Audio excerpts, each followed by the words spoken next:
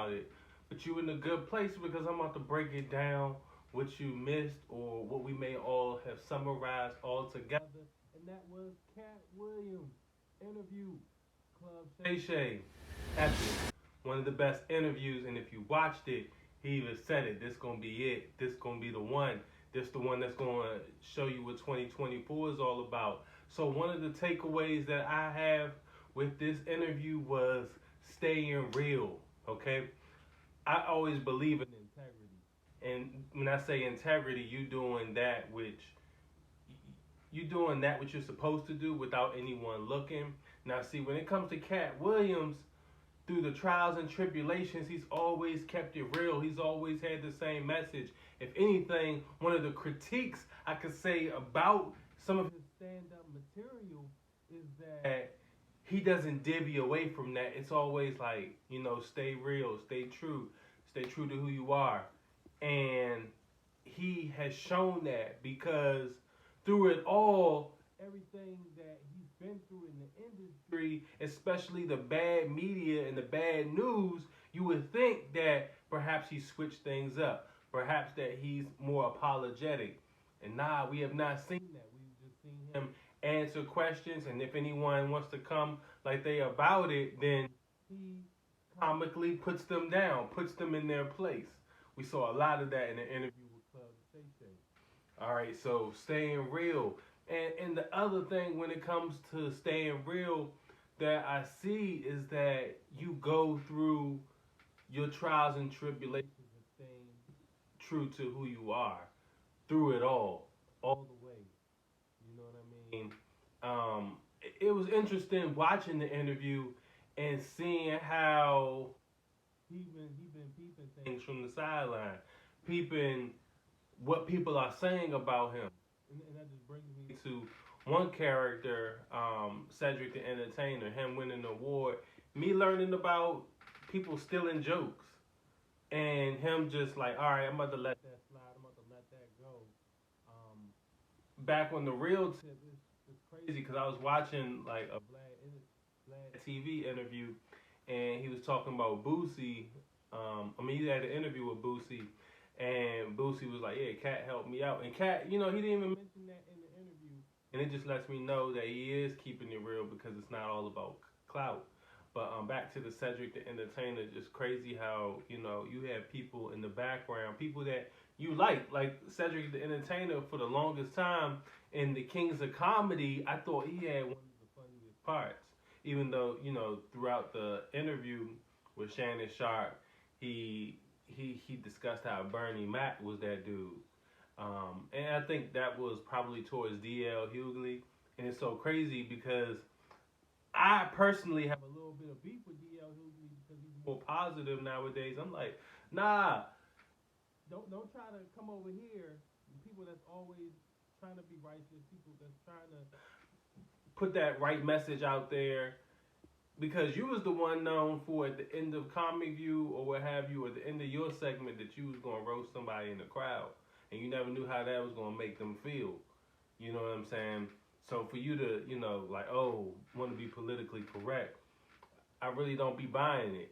Now, granted, someone's intentions and their message behind the scenes could be what I'm seeing right now displayed in interviews or on his own respective platform. But I look at it like this: where was that energy when you were young? Where was that energy at when you were young, when you were able to make a movement, when you were able to create a movement, when you were able to have more energy to do the things that you're talking about now that you could have definitely implemented and did back then? Where was that?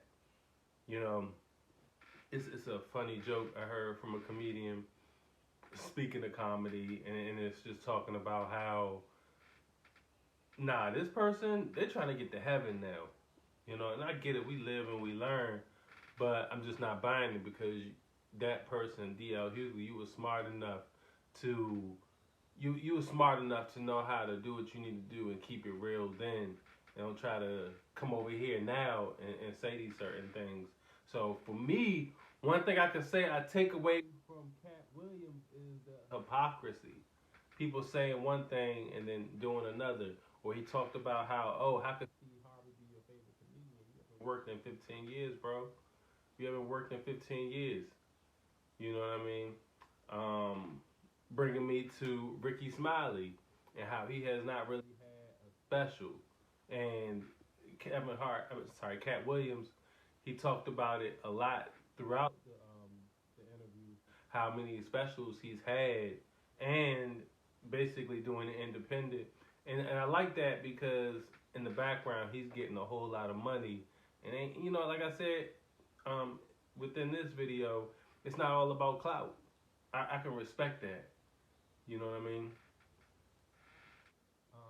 Another interesting thing, he touched a little bit more on his childhood, just how he was able to observe things, how he was able to know how to maneuver even from an early age, 13, understanding the rules of his childhood household, from the confines and rules of his parents.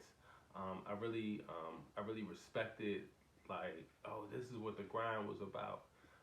And one thing I'm noticing, even in my lifetime, is that it's like better for you to kind of hit that bottom. And hence why I see rappers, even if they talking about lyrics that I definitely don't resonate with, they've been to that bottom. So their grind is that much harder.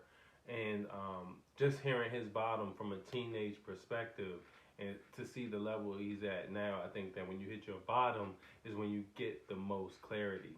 So that's what I gained from the childhood questions that he was asked and him keeping it real.